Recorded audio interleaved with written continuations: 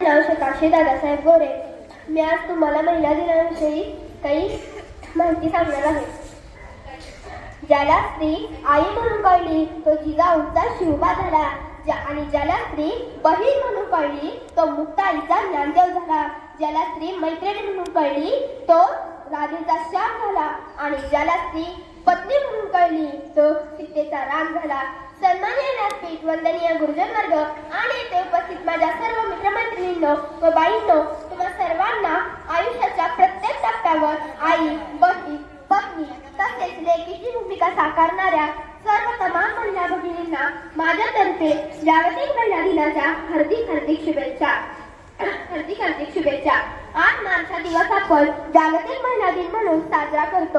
हा दिवस अमेरिकेतील स्त्री कामगारांनी 8 मार्च 1908 रोजी केलेल्या ऐतिहासिक कामगिरीच्या स्मरणार्थ व स्त्री शक्तीचा गौरव करण्यासाठी जगभरात साजरा केला जातो.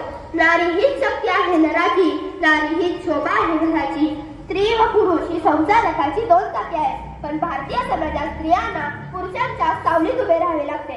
स्त्रीचा गौरव केला जातो हे खरे, पण सत्य मात्र वेगळेच आहे.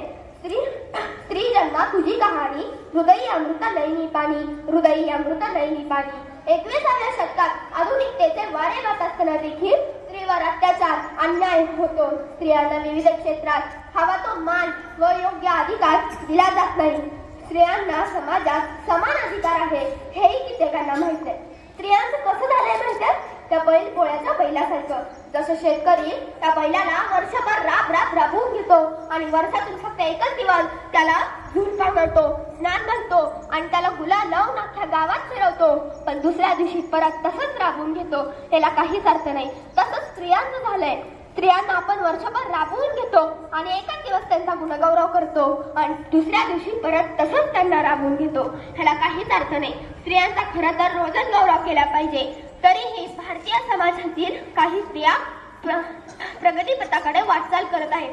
जसे क्रांतीज्योती सावित्रीबाई फुले, इंदिरा गांधी, सिंधुताई सपकाळ, सीना बेदी इतक्या कित्येक महिलांनी आपल्या भारतीय देशाचे नाव मोठे केलेले आहे. विविध क्षेत्रात त्यांनी आपले अनमोल कामगिरी केलेली आहे. त्यांना स्वतःच्या हक्काची व अधिकाराची जाणीव झाली आहे. अशा या सर्व स्त्री शक्तीला माझा मानाचा मुजरा. धन्यवाद.